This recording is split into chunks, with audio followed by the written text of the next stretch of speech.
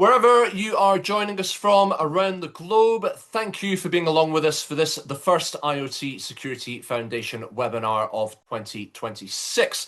Just while people arrive on Zoom, we have, as always, a mountain of things happening, including upcoming meetings for our working groups and special interest groups. Please go to iotsecurityfoundation.org/events to see the dates of upcoming meetings and events, including ManuSec 2026, which is an official IoTSF partner event, and that takes place next month in Munich. Last week, the IoT Security Foundation, in partnership with Copperhorse, published the 8th edition of a report entitled The State of Vulnerability Disclosure Policy Usage in Global Consumer IoT. Please go to iotsecurityfoundation.org/news, scroll down a little bit, and you'll find an accompanying blog, and you'll be able to download the report there as well. For those watching live, I've just put the link in Zoom chat so you can click on that.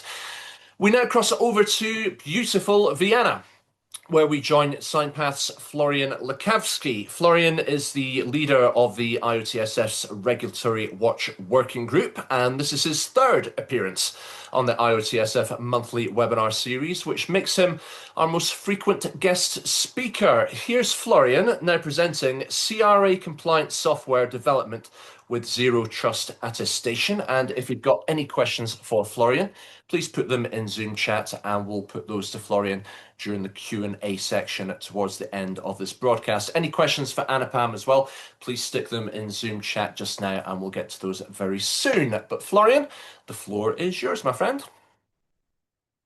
Thank you for the introduction, Chris, and I'm happy to be here. Very warm welcome to all participants. As Chris said, if you have questions, feel free to drop them in the chat. We will make sure to get back to them after the talk. So yeah, switching from AI to Cyber Resilience Act. I'm sure most of you will have heard of the Cyber Resilience Act already, a piece of European legislation that focuses basically on two principles. To have fewer vulnerabilities within products, and second, to have increased transparency around the security status of said products.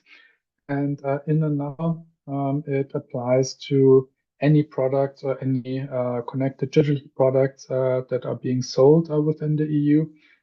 It requires a secure by design software development process.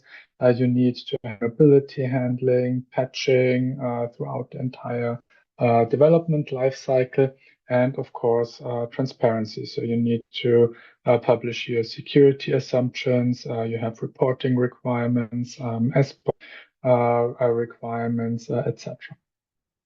And I mean, here in the context of IoTSF, we, of course, focus on IoT devices, connected devices, but the scope, and it's important to note, also goes beyond the device itself. So it also includes mobile apps, desktop applications if they're connected to the network, and it includes also back systems, so-called remote data processing solutions, if they are required by the device to function properly. So if the device has to read data, has to store data somewhere in the cloud, this backend system will also be part of the Cyber Resilience Act.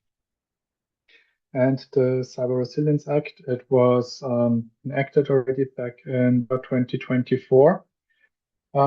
In September 26, we have the first milestone.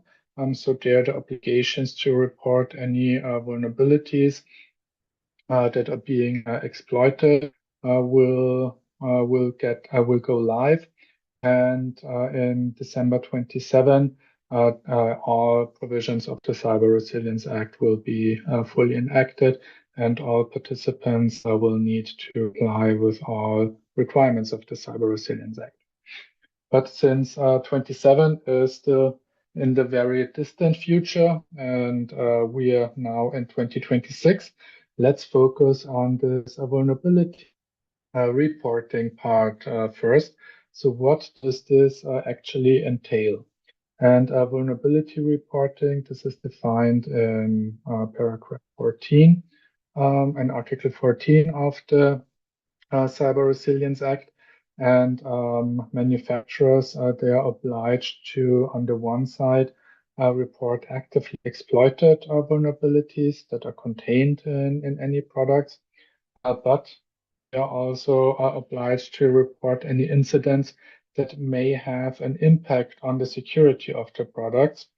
So, for example, a compromise of the build environment, compromise of the test environment that may have an impact on the overall security of the device, which could be used, for example, to place source code within the code repositories and then have it smuggled as malicious updates to the end users, for example. So things like this will need to be reported to the European Union. And within 24 hours of becoming aware, you need to have a first, you need to notify them, and you need to resolve this issue within 30 days. And you need to submit a final report, including all the measures that you have applied to mitigate the situation. And failures to comply with this regulation has the same penalties as Article 13, so also the highest penalties within the Cyber Resilience Act, namely up to 15 million euro or 2.5% of the total worldwide revenue of the company, whichever is higher. So that's just another 225 days to go. And supply chain security, this is something that is increasingly in focus also of cyber criminals. So if we look into a few past incidents, we have an example with Vakana, for example, where surveillance cameras have been hacked, and attackers could use this to gain monitoring feeds of many different organizations. We have 3CX, another breach that occurred where malicious source code or malicious updates were just distributed by 3CX, and all the users were affected. And we don't have to look that far into the past. Just a few weeks ago, we also had amongst the first samples of self-propagating almost viruses which hit the NPM supply chain, where more than 180 NPM packages were infected. And probably one of the most prominent examples of supply chain issues was SolarWinds back in 2020, which was subject or was attacked by presumably Russian threat actors. And malicious updates have been distributed to more than 18,000 organizations, also affecting more than 40 different government agencies. And where also malicious updates have been shipped to customers, affecting customers and customer environments. And also a side note that I'm happy since 2021, there are happy sign path customer to avoid things like this happening again. But only 225 days to get ready to avoid things like that. So let's take a look at strategies that can be used to actually mitigate such attacks. And one thing that we have stated already, that the Cyber Resilience Act goes beyond pure product security. So products also need to be manufactured, need to be created in a secure environment. So for that, let's have a short look at basic software development lifecycle to see where certain threats lurk and what we can do about them.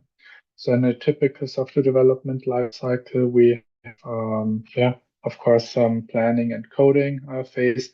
The code is stored in some source code repository before it enters into the CI/CD pipeline, where it's subject to various tests, builds, code signing, unit test, packaging, QA before it gets released and deployed.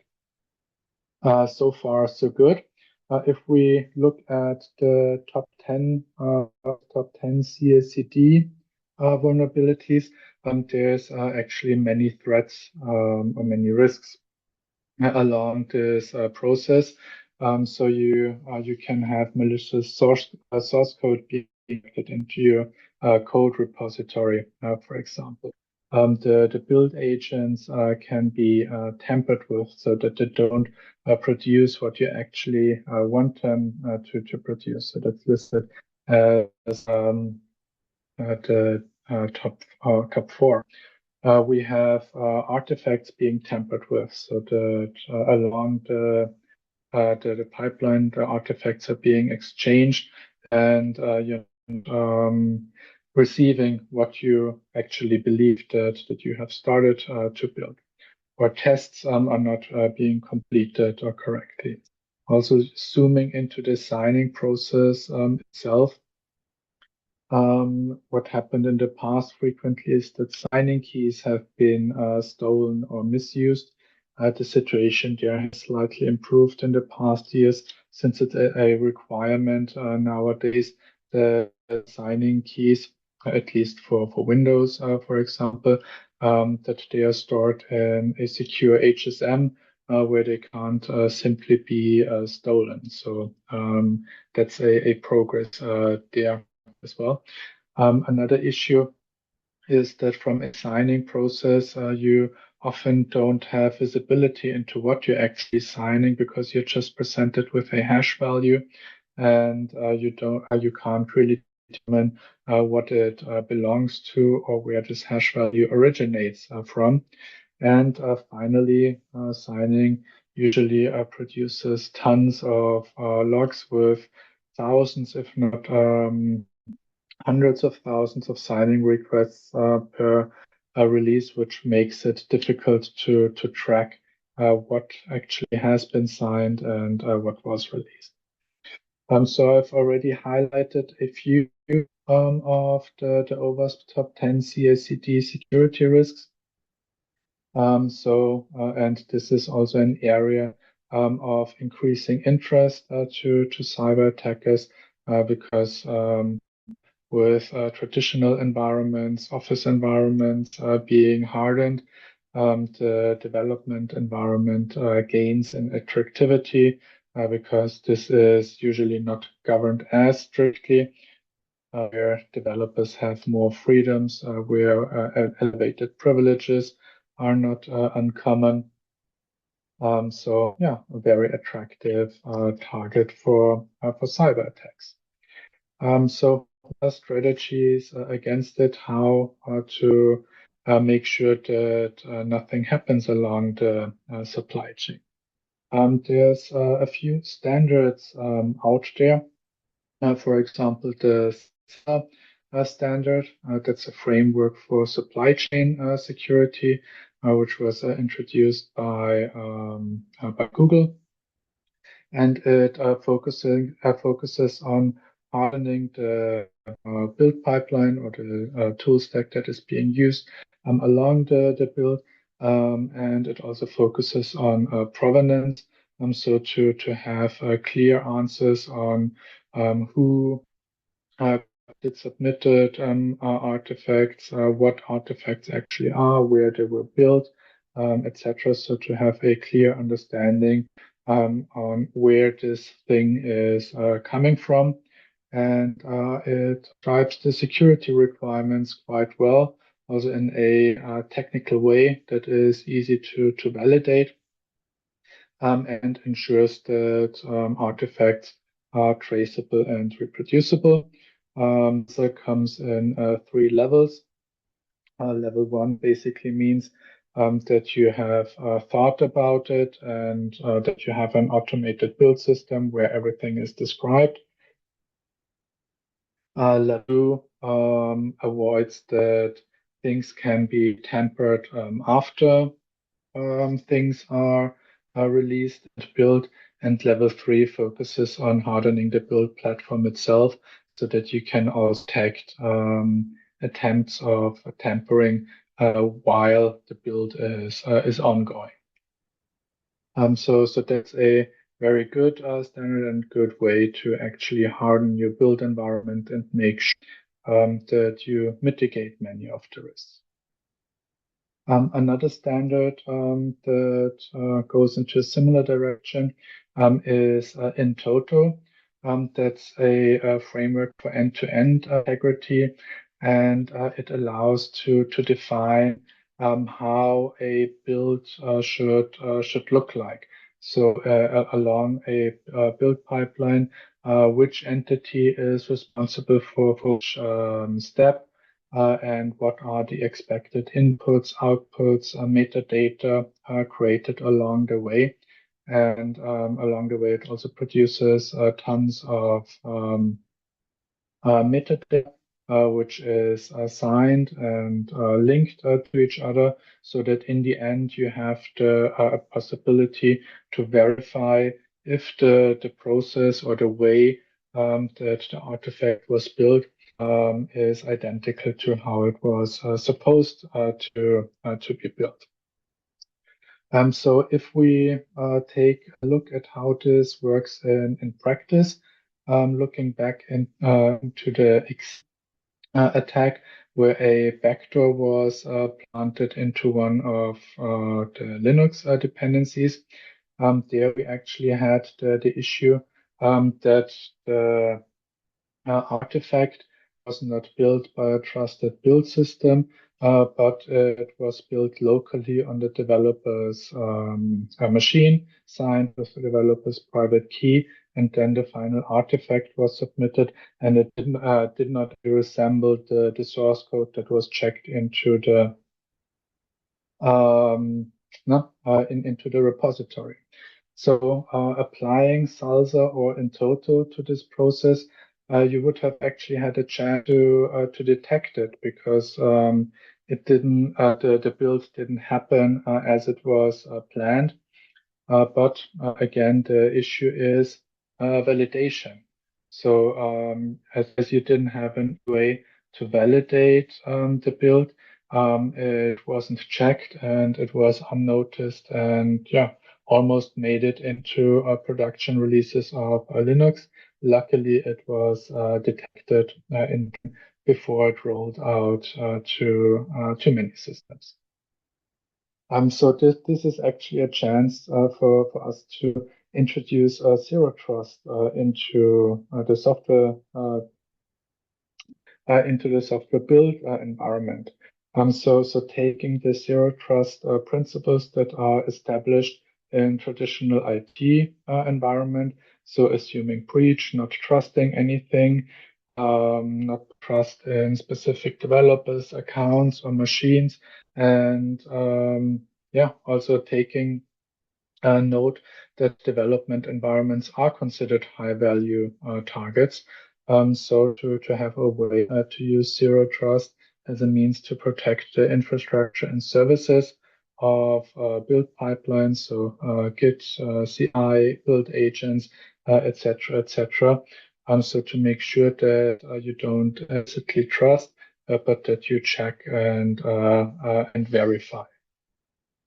And if we transform this into attestation, we can produce, or we can go back into the build process, and at every step of the process produce evidence that we can later also check using, and this is an approach that SignPath also coined to define policies where you can specify how certain artifacts should look like, how a decision to trust something should be derived, so that you can define trust and don't blindly have to trust people or assume something. And always good to verify before you use something. So artifacts must prove their integrity. So having attestations, having signatures, that it is also easy to verify that they're valid and that all prerequisites are met, and that you can easily verify the chain of custody.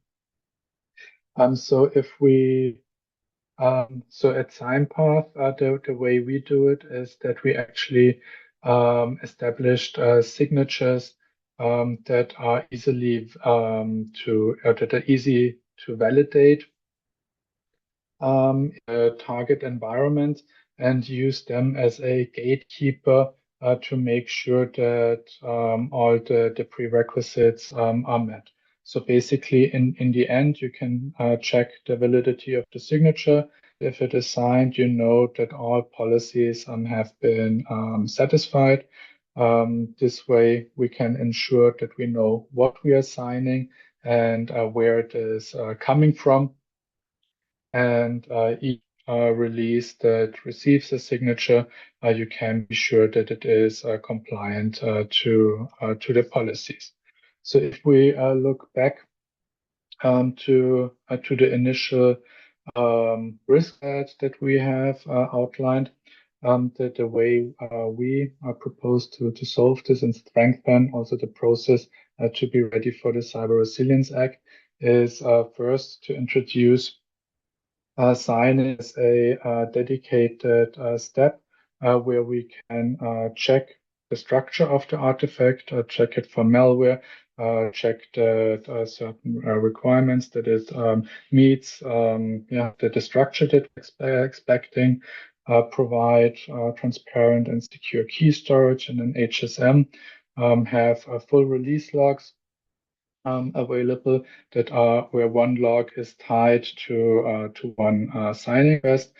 So with Deep Sign, we can answer what are we signing, and then looking back into the pipeline to understand where the source code is coming from which branch, which review, if commit policies have been applied, if it was built on a trusted build agent. Also detect if any signature or if any artifacts have been tampered with to make sure that all tests have been in. So to also answer the question where this thing is coming from and how it was built. And yeah, if you want to learn more about DevSec 360, the way that we approach this topic, feel free to reach out to me. But closing and coming back to closing the loop to the Cyber Resilience Act, it's important to avoid that you need to report any breach on your build system, and adding zero trust in your build environment, be it via SALSA, be it via enforcing in total layouts, or making use of enterprise solutions such as SignPath, helps you to stay ahead of your reporting requirements, that you don't even have to file an incident, but and you can also avoid having compromised builds or supply chains. So I have demonstrated how Zero Trust plus attestation can provide a defense in depth layer CI/CD pipeline to ensure that only policy compliant artifacts are released. And yeah, before handing over back to Chris, final takeaways. So Cyber Resilience Act does not always mean overhead. Sometimes it forces you to streamline and automate things that have been tedious. I hope I could demonstrate that zero trust is also a principle that fits naturally into pipelines. And yeah, attestation and policies equals productivity and compliance. And with this, back to Chris. Thank you very much for your attention. Thank you very much indeed, Florian Lekavsky. Whilst we've been broadcasting, a brand new video has been made available on the IoTSF YouTube channel, and it actually concerns yourself, Florian. You were in London this past October at the 2025 IoTSF conference, and there was a panel session that Florian took part in, all about the European CRA. It was also about RED and PSTI as well. It was an absolutely fantastic discussion. The only problem with it was that we didn't really have enough time because it could have gone on all day. But that video is now available on YouTube. It was previously available to IoTSF members only, but now it is available to all to watch. There's an absolute treasure trove of stuff on the IoTSF YouTube channel. There's also a further video which has been made public. That one is called The Road Ahead, and that's also a panel session as well. If you want to know all about the future of cybersecurity going into 2026 and beyond, then that's on YouTube as well. The next IoT Security Foundation webinar will be on the subject of quantum safety in IoT, and it takes place on Thursday, the 26th of February, and will be joined by Richard Brooks and Stephen Kennedy, both of IoTSF member company Bluemesh. If you're watching this broadcast live, I've put the link to register for the next webinar in Zoom chat. Just scroll back a little bit.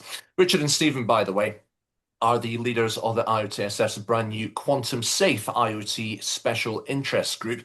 Details for the next meeting are available on iotsecurityfoundation.org/events, which is also in Zoom chat if you're watching live. You'll also find the link to register for the next webinar there if you're watching on YouTube right now. And if you are watching on YouTube, please like this video and subscribe to the channel. It helps us more than you know. So let's get the Q&A